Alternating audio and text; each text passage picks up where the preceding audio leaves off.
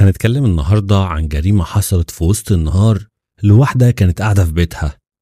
الشرطة بدأوا تحقيق في القضية بتاعتها ومفيش عندهم أي دليل غير شهادة بنتها اللي عندها 5 سنين بس. يا ترى شهادة البنت دي هتبقى كافية إن الشرطة يوصلوا للمجرم، ولا المجرم ده هيقدر إنه يرتكب جريمة تانية؟ ده اللي هنعرفه من أحداث قصتنا. بس قبل ما نبدأ زي ما تعودنا يا ريت كلنا نصلي على النبي وندعي لإخواتنا في غزة وفي كل مكان، ربنا ينصرهم ويصبرهم.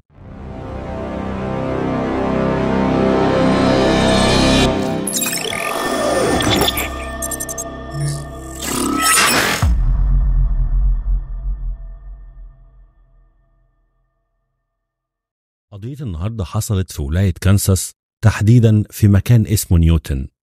المدينة دي كانت معروفة انها مدينة هادية ومعظم الناس اللي فيها متدينين وكلهم عارفين بعض، عشان كده معدل الجريمة في المدينة دي كان قليل جدا. يوم الجمعة 20 مايو سنة 1994 تحديدا الساعة 23 دقيقة مساء، أنا ماكنيل وصلت عند بيت روندا عشان تاخد بنتها جوين من هناك. جوين كانت متعودة انها تروح عند روندا عشان تلعب مع بنتها ناتالي اللي عندها 5 سنين. بس أنا لما وصلت البيت عند روندا وخبطت على الباب كتير جدا محدش كان بيرد عليها. أنا رجعت للبيت وهي مستغربة ان محدش بيرد عليها، وبدأت ترن على روندا أكتر من مرة وبرضه محدش كان بيرد على التليفون. القلق بدأ يزيد أكتر عند أنا، لأن لو روندا هتروح لأي مكان أكيد هتبلغها قبلها. عشان كده اتصلت بالزوج روندا عشان تعرف هو فيه ايه. زوج روندا كان بيشتغل في بلد مجاورة ليهم، عشان كده اتصل بأخو زوجته اللي اسمه كيفن وطلب منه يروح البيت عشان يطمن عليها. كيفن وصل لبيت روندا وأول حاجة شافها في البيت كانت الشنطة بتاعتها، ولما بدأ ينادي عليها عشان يعرف هي موجودة ولا لأ سمع صوت صراخ جاي من الدور العلوي. طلع بسرعة عشان يشوف فيه ايه، ولقى ناتالي وصديقتها محبوسين في الدولاب وبيصرخوا بأعلى صوت عشان حد يجي ينقذهم. ولما كيفن سألهم هو ايه اللي حصل، ناتالي قالت له ان في واحد اقتحم البيت وضرب والدتها وحبسهم في المكان ده. كيفن اتصل بالشرطة بسرعة وبلغهم باللي حصل، والشرطة طلبوا منه انه ياخد البنات ويخرج بره البيت عشان ما يبقاش فيه اي خطر عليهم. كيفن خرج من البيت والشرطة وصلوا هناك بعد 5 دقايق بالظبط، والمسؤول عن التحقيقات كان المحقق والتون. المحقق اول لما دخل البيت اتجه على طول ناحية أوضة النوم،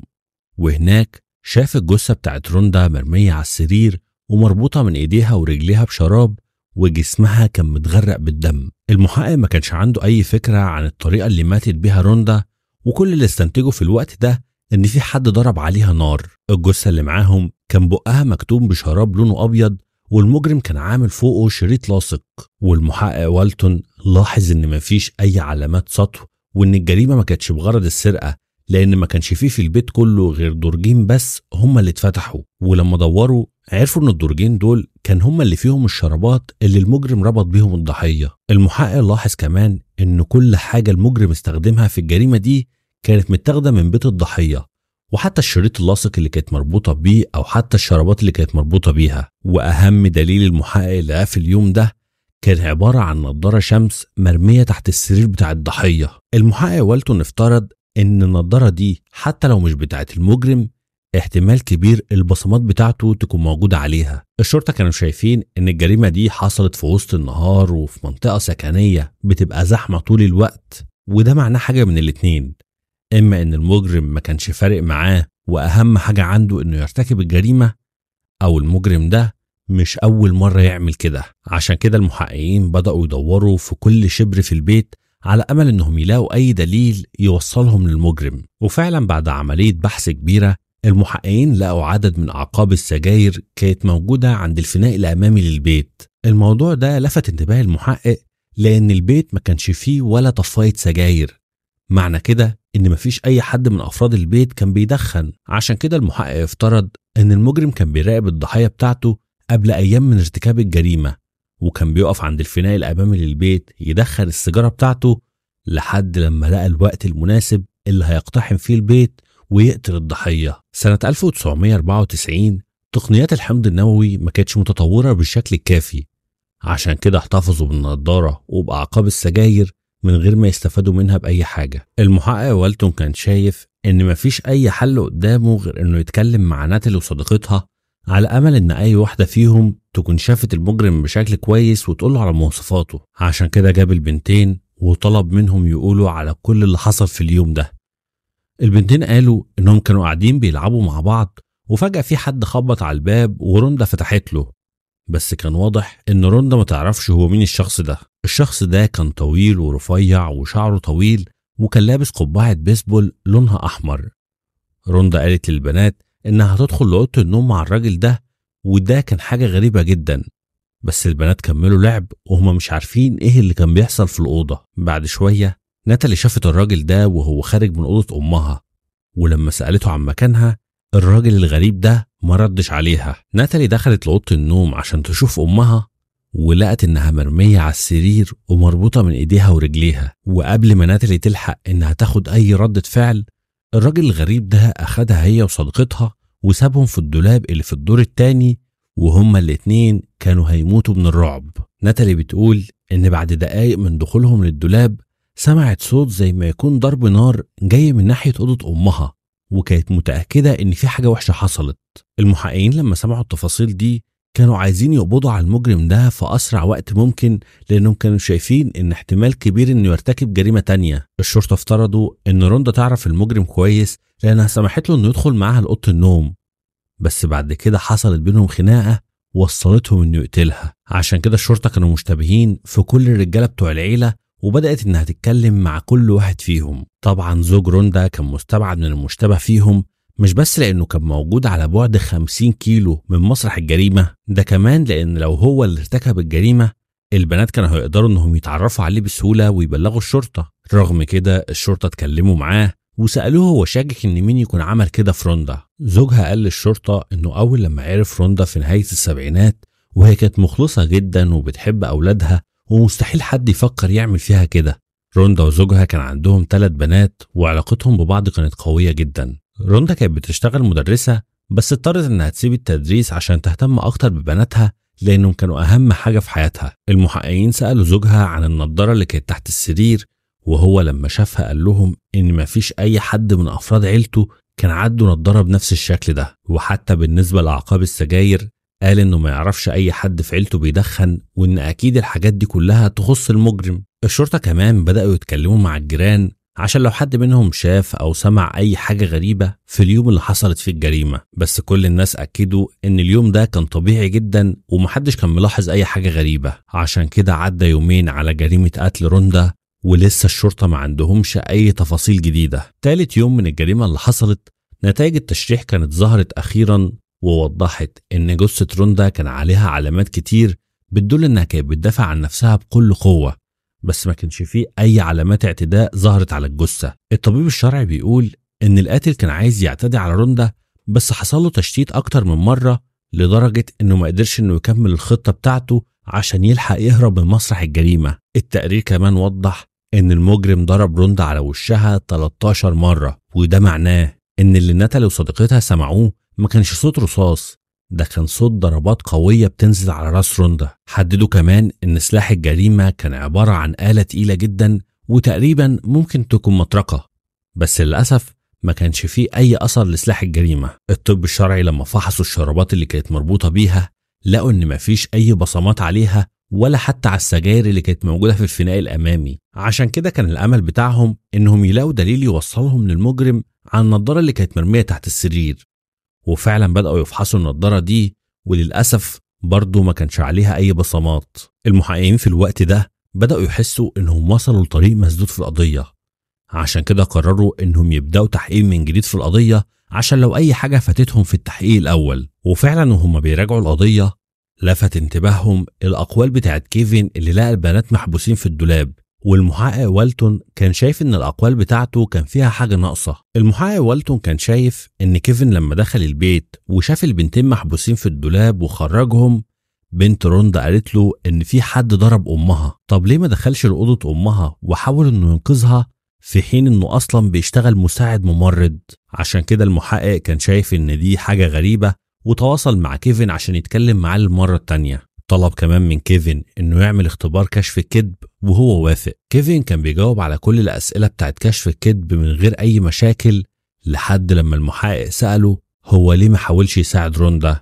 كيفن جاوب إجابة غريبة جدا، قال إنه كان واقف قدام الباب بتاع أوضتها وفكر إنه يدخل يساعدها، بس في حاجة كده داخلية جواه قالت له ما يفتحش الباب. المحققين ما اقتنعوش بالكلام ده وبدأوا يسألوه عن علاقته بروندا. كيفن قال لهم إن الاتنين ما فيش بينهم أي علاقة، وقال لهم في الوقت ده إنه تعبان ولسه راجع من شغله وعايز يروح. دلوقتي المحققين شكوكهم بدأت تزيد أكتر حوالين كيفن، خصوصا مع النظرية اللي بتقول إن المجرم كان عايز يعمل علاقة مع روندا، ولما هي رفضت قرر إنه يقتلها. بس اللي كان واقف قدام النظرية دي إن ناتالي بنتها قالت إن الشخص اللي هاجم على أمها هي ما تعرفوش وما شافتوش قبل كده. كيفن في الوقت ده كان بدأ يحس إنه مشتبه فيه، عشان كده رفض إنه يتكلم مع الشرطة وعين محامي عشان يساعده في أي مشكلة تحصل له. الموضوع ده خلى التحقيقات بتاعت الشرطة تزداد صعوبة، خصوصا وإن ما عندهمش أي مشتبه فيه غير كيفن. عشان كده كان عدى شهر على جريمة قتل روندا ولسه ما فيش أي جديد في القضية، لحد ما في مقال اتعمل في جريدة بتتكلم عن الجريمة اللي حصلت لروندا. في واحدة اسمها لويس جيبسون شافت المقال اللي اتعملت عن القضية، والست دي كانت معروف انها بتساعد الشرطة في اكتر من جريمة قبل كده. الست دي كانت اصلا عايشة في هيوستن وكانت في زيارة لعيلتها في نيوتن،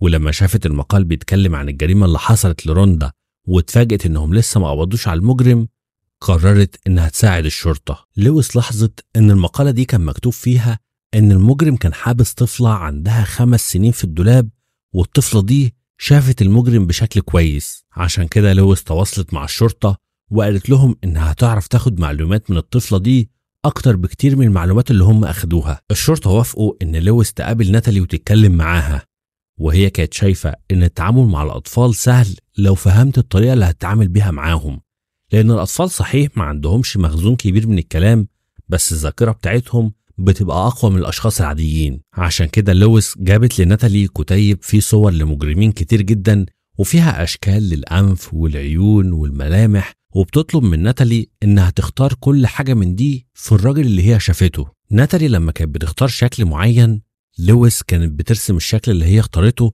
عشان في النهاية تجمع شكل المشتبه فيه. ناتالي كان باين عليها وهي بتختار من الصور انها مش مترددة، وكان واضح انها فاكرة المجرم بشكل كويس، لدرجة انها لما اختارت العينين بتاعت المجرم لويس قالت لها انت مش لازم تقولي على لون عينه، بس ناتالي قالت لها انها فاكرة كويس جدا لون عينيه. خلال ساعة بالظبط لويس كان معاها الرسمة المبدئية للمجرم. الشرطة اخدوا الرسمة دي وكان عندهم امل كبير انها توصلهم للمجرم، ومن النظرة الاولى كان واضح ان الرسمة اللي معاهم مش شبه الزوج ولا شبه كيفن، عشان كده استبعدوهم من المشتبه فيهم. الشرطة طبعا نسخ كتير من الرسمة دي وبعتوها لكل الأقسام ونشروها كمان في كل وسائل الإعلام على أمل إن أي حد يكلمهم ويقول لهم إنه يعرف المجرم، بس للأسف ده ما حصلش. عدى سنة على الجريمة اللي حصلت لروندا ولسه القضية بتاعتها ما فيهاش أي جديد، وكل أفراد العيلة كانوا فاكرين إن خلاص كده المجرم هرب بالجريمة اللي عملها. بس يوم 23 سبتمبر سنة 1995 المحقق والتون هتوصله مكالمة من مركز شرطة في بلد جنبهم اسمها ويتشيتا. المكالمة دي كانت عن واحدة ست مفقودة اسمها جانيت ماكنيل، عندها 32 سنة، وكانوا طالبين ان اسم شرطة نيوتن يساعدهم في البحث عن المجرم. جانيت كانت بتشتغل فتاة ليل، وفي شخص كان راكب عربيته عرض عليها انها تركب معاه مقابل $200 وهي وافقت. صديقتها إما حاولت انها تمنعها لأنها كانت شايفة إن المبلغ ده كبير جدا وكانت شاكة في الراجل ده، بس هي كانت مصممة إنها تروح معاه لأنها كانت محتاجة الفلوس دي جدا. ولأن إيما كانت شاكة في الراجل ده وحاسة إن في حاجة مش طبيعية، كتبت الرقم بتاع العربية بتاعته عشان لو أي حاجة وحشة حصلت تكلم الشرطة. وفعلا تاني يوم اللي إيما كانت خايفة منه حصل، وزميلتها ما رجعتش تاني يوم، عشان كده كلمت الشرطة وقالت لهم على اللي حصل. الشرطة طلبوا من إيما تقول لهم مواصفات الراجل ده، بس هي قالت لهم انها ما شافتش ملامحه بشكل كويس، وقالت لهم على رقم العربيه اللي كان راكبها. الشرطه لقوا ان العربيه متسجله باسم ماسيو مورفي واللي عايش في نيوتن كانساس. عشان كده المحققين دول تواصلوا مع اسم شرطه نيوتن عشان يساعدوهم في القبض على ماسيو. المحقق والتون لما حدد العنوان بتاع ماسيو لقى ان المكان ده متسجل باسم واحد تاني خالص، والراجل ده كان اسمه تشستر هيجنبوثم. طب ايه علاقة تشستر بماسيو؟ المحققين كانوا حاسين انهم تايهين وفاكرين انهم بيدوروا على 2 مجرمين، بس لما رجعوا لسجلات البصمات اللي عندهم اكتشفوا ان تشستر وماسيو هما الاتنين نفس الشخص. الشرطة لقوا كمان ان المجرم ده عمل جرائم كتير تحت الاسمين دول واتقبض عليه اكتر من مرة، وتحديدا باسم ماسيو كان عامل عمليات سطو كتير جدا في تكساس. ومعنى ان شخص يكون غير اسمه او عنده اسمين يبقى الشخص ده كان عايز يخبي جريمة هو عملها قبل كده، واكيد الجريمة دي اخطر بكتير من عمليات السطو اللي هو متعود يعملها. المحقق والتون اتجه على طول ناحية بيته وخبط على الباب كتير جدا، بس محدش كان بيرد عليه. عشان كده قرر انه هيقتحم البيت لانه كان معاه مذكرة تفتيش. بس قبل ما يعمل كده تشستر وصل للبيت هو وزوجته، وكان مستغرب من وجود عدد كبير جدا من افراد الشرطة قدام بيته. عشان كده طلب من زوجته انها تفضل هي في العربية، ونزل هو عشان يتكلم مع افراد الشرطة باسم ماسيو مورفي. ولما عرف ان الشرطة بيحققوا في قضية اختفاء جانيت وافق انه يفتح لهم البيت وسمح لهم يفتشوه، وكان متعاون جدا مع افراد الشرطة. الشرطة كانوا بيدوروا في البيت على اي حاجة ليها علاقة بجانيت، بس البيت ما كانش فيه اي حاجة غريبة، ووالتون طلب منه انه يروح معاه لاسم الشرطة عشان يتكلم معاه، وهو وافق. في بداية الاستجواب الشرطة واجهوه انهم عارفين ان اسمه الحقيقي مش ماسيو مورفي وان اسمه تشستر هيجنبوثم. تشستر ما اعترضش وقال لهم ان فعلا اسمه الحقيقي كده. سألوه عن ايه السبب اللي خلاه يغير اسمه، قال لهم انه كان شاهد على جريمة قتل والاف بي اي هم اللي غيروا اسمه عشان ما يقدرش المجرم انه يوصل له. الشرطة سألوه عن جانيت وهو في البداية نفى انه شافها قبل كده ولا حتى يعرفها، بس لما الشرطة ضغطوا عليه اكتر قال لهم انه شاف واحدة فعلا بنفس مواصفات جانيت وانها كانت عايزة تخرج من المدينة، عشان كده وصلها في طريقه لحد محطة الاتوبيس. الشرطة طبعا ما صدقوش الكلام ده، بس برضو لما دوروا وراه اكتر لقوا ان محطة الاتوبيس اللي هو بيقول عليها ما كانش شغالة في اليوم ده. المحققين طلبوا منه انه يقدم عينة حمض نووي وهو وافق، وبعد كده سابوه يمشي. الشرطة تواصلوا مع زوجته جينا عشان ياخدوا منها معلومات اكتر، ولما سألوها اذا كانت تعرف زوجها كان اسمه تشستر ولا لا قالت انها ما تعرفش الموضوع ده، وده كان بيتنافى مع الاقوال اللي تشستر قالها للشرطة. بدأوا يسألوها عن معلومات عنه وهي قالت لهم انها كانت بتشتغل كاشير في محطة وقود، وهو كان بيجي كل يوم يشرب القهوة بتاعته عندها، لحد ما في يوم طلب منها انها تخرج معاه وهي كانت مبسوطة جدا ووافقت انها تخرج معاه. قال لها انه بيشتغل ميكانيكي، وبعد 6 شهور بالظبط طلب منها الزواج. زوجته بتقول ان في بداية حياتهم مع بعض ما كانش بيحصل بينهم اي مشاكل وكانوا مبسوطين مع بعض، بس كل المشاكل كانت بتحصل لما تشستر كان بيشرب لانه كان بيبقى عصبي جدا. قالت كمان ان بعد فترة من زواجهم بدأت تحس ان زوجها بيخونها، بس ما كانتش بتقدر انها تقول له حاجة. جينا سألت الشرطة هم ليه بيفتشوا البيت وبيسألوها عن زوجها. المحقق قال لها ان تشستر متهم بخطف فتاة ليل اسمها جانيت، لانه اخر مرة ظهرت فيها جانيت كانت مع زوجها. جينا بدأت تفكر شوية وقالت للشرطة ان في حاجة غريبة حصلت من كام يوم بالظبط. لما رجعت البيت لقت زوجها كان سايب لها ورقة بيقول فيها انه هيبقى موجود في المخزن بتاع قطع الغيار لانه عنده شغل هناك. فضلت مستنياه في البيت في اليوم ده لحد الساعة 3 الفجر، ولما لقت انه لسه ما رجعش بدأت تقلق عليه. عشان كده ركبت العربية بتاعتها واتجهت للمخزن اللي زوجها بيخزن فيه قطع الغيار، وهو كان فعلا موجود هناك. ولما سألته بيعمل ايه هنا قال لها انه بيجهز شوية حاجات في شغله وهيرجع البيت. جينا بتقول انها لاحظت ان تشستر ما كانش هناك لوحده، ده كان في واحدة ست موجودة معاه وراكبة في العربية. حاولت انها تقرب من العربية دي عشان تعرف هي مين دي، بس هو منعها انها توصل لهناك وطلب منها انها ترجع للبيت. جينا بتقول ان قعدة الست دي في العربية ما كانتش طبيعية، وهي حست بالخوف في الوقت ده وقررت انها ترجع فعلا للبيت وتستناه هناك. بعد حوالي 15 دقيقة تشستر رجع للبيت وما تكلمش معاها في اي حاجة، وهي ما فتحتش الموضوع لانها كانت لسه حاسة بالخوف لحد دلوقتي. المحقق والتون لما سمع الكلام ده كان متأكد ان البنت اللي كانت موجودة في العربية دي هي فتاة الليل اللي بيدوروا عليها، وبرضه كان متأكد بنسبة كبيرة ان زوجها قتلها. عشان كده قرر انه هيكلم تشستر للمرة التانية، والمرة دي هيواجهه بالمعلومات اللي اخدوها من زوجته. ولما سألوه عن البنت اللي كانت معاه عند المخزن قال انها صديقة واحد من جيرانه وكان بيوصلها للبيت. طبعا الشرطة ما اقتنعوش بكلامه واتجهوا ناحية المخزن بتاع تشستر عشان يفتشوه على أمل إنهم يلاقوا الجثة بتاعتها هناك. بس لما وصلوا لهناك وفتشوا المخزن ده كويس جدا ما كانش فيه أي أثر لجثة جانيت. ورغم إن ما كانش فيه أي أثر لجثتها إلا إن الشرطة لقوا هناك حبال لونها أصفر وشريط لاصق كان عليه بقايا شعر ورباط ضاغط لونه أسود. والشرطة ما كانوش عارفين الحاجات دي هتبقى مفيدة في عملية البحث ولا لأ، بس هم برضو أخدوهم على أمل إنهم يفيدوهم في القضية. الشرطة في الوقت الحالي كانوا مقتنعين إن تشستر هو اللي قتل جانيت، عشان كده قبضوا عليه قبل ما يحاول إنه يخفي جثتها أو يعمل أي حاجة تتلاعب في الأدلة. الشرطة كمان كثفوا عملية البحث بتاعتهم وبدأوا يدوروا في المباني المهجورة وفي الحقول والأماكن اللي حوالين المخزن بتاعه، بس كل ده ما وصلهمش لأي نتيجة. وطبعا من غير ما يلاقوا جثة جانيت ممكن جدا تشستر يخرج من السجن وساعتها هيقدر يهرب أو يعمل أي جريمة جديدة. بس يوم 11 أكتوبر سنة 1995 يعني بعد شهر تقريبا من اختفاء جانيت، في عامل اكتشف جثة واحدة ست مرمية على جنب الطريق وتقريبا كانت شبه محللة. الراجل ده كلم الشرطة والمحقق والتون هو اللي وصل لمسرح الجريمة لأنه كان متوقع إن الجثة دي اللي هم بيدوروا عليها. المحقق والتون لما شاف الجثة لقى إن إيديها كانت مربوطة في بعضها برباط ضاغط لونه أسود، ولقى شريط لاصق مربوط حوالين راسها وكانت مربوطة بحبل لونه أصفر. ولو فاكرين الشرطة لقوا الحاجات دي كلها موجودة في المخزن بتاع تشستر، يعني لقوا شريط لاصق بنفس الشكل وأحبال لونها أصفر ورباط ضاغط كان لونه أسود.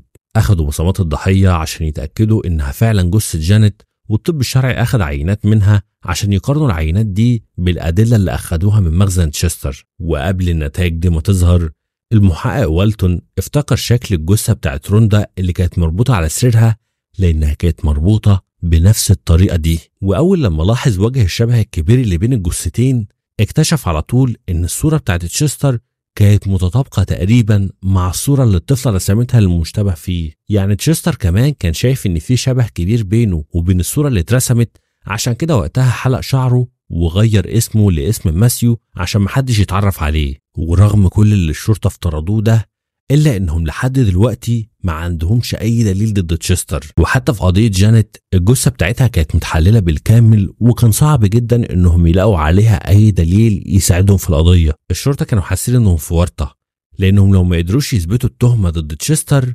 لازم يخرجوه من السجن، وفي نفس الوقت كانوا متأكدين إنهم لو خرجوه من السجن ممكن جدا يرتكب جريمة تانية أو يهرب خالص من المدينة. عشان كده ما كانش فيه أي حل قدامهم غير إنهم يدوروا أكتر في قضية روندا. وزي ما احنا فاكرين إن الوقت اللي حصلت فيه الجريمة الشرطة كان معاهم أعقاب سجاير ونضارة كانت موجودة في مسرح الجريمة. أعقاب السجاير دي ما لقوش عليها أي حمض نووي والنضارة ما كانش عليها أي بصمات. عشان كده المحقق والتون تواصل مع زوجة تشستر وقال لها إن زوجها مشتبه فيه في جريمة قتل تانية، وسألها كمان عن نوع السجاير اللي زوجها بيستخدمها. جينا قالت له على نفس نوع السجاير اللي كانت موجودة في الفناء الأمامي لبيت روندا. المحقق كمان سألها لو زوجها بيلبس نضارة ولا لأ، وهي قالت له على نفس نوع النضارة اللي كانت موجودة في مسرح الجريمة. في الوقت ده المحقق والتون بقى مقتنع بنسبة 100% إن تشستر هو المجرم في القضيتين اللي معاه، وكان باقي بس إنه يثبت الجرائم ضده. فعلا المحقق بعت النضارة اللي معاه للطب الشرعي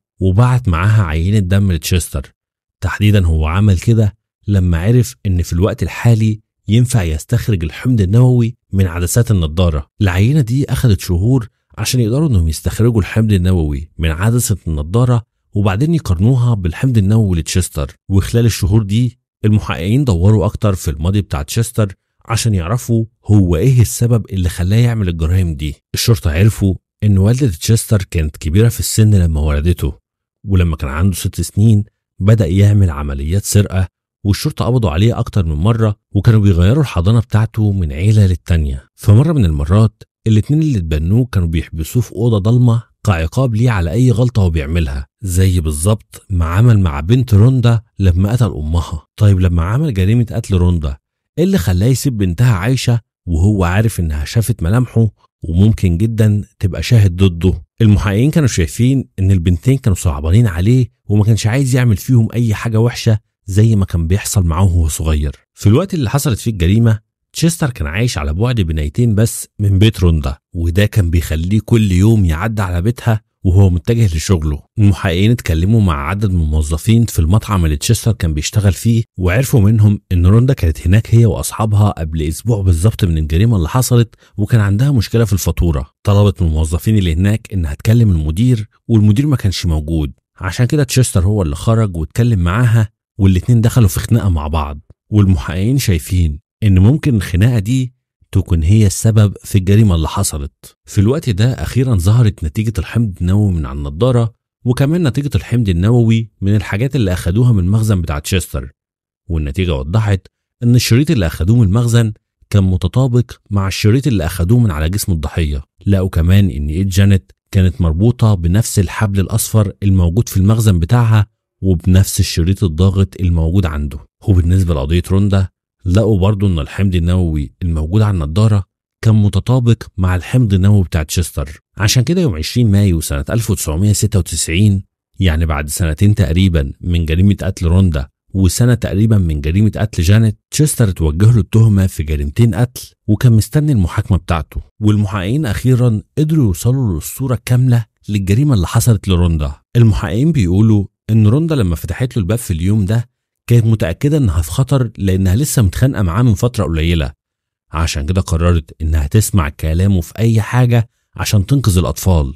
وهو لما طلب منها انها تدخل لأوضة النوم دخلت وراه من غير اي مشاكل. تشستر دخل معاها لأوضة النوم وحاول انه يعتدي عليها، بس هي كانت بتقاوم بكل قوتها، وهو ما كانش عنده الوقت الكافي انه يكمل اعتداء عليها، لانه كان خايف ان حد يشوفه، وطبعا كان خايف كمان انها تبلغ عنه لما يمشي. عشان كده مسك مطرقة كبيرة وضربها على راسها أكتر من مرة لحد لما ماتت. ويوم 1 أغسطس سنة 1996 المحكمة شافت إن تشستر هيجنبوثم مذنب في جريمة قتل جانيت، واتحكم عليه بالسجن لمدة 40 سنة. ويوم 2 ديسمبر سنة 1996 اتحكم عليه ب40 سنة كمان بتهمة قتل روندا، وهيقضي 80 سنة في السجن دون إمكانية الإفراج المشروط. بس كده تكون انتهت قضية النهاردة. مستني رأيكم في الكومنتات. لو عجبتك القضية منساش لايك للفيديو واشتراك في القناة، واشوفكم في فيديو جديد. سلام.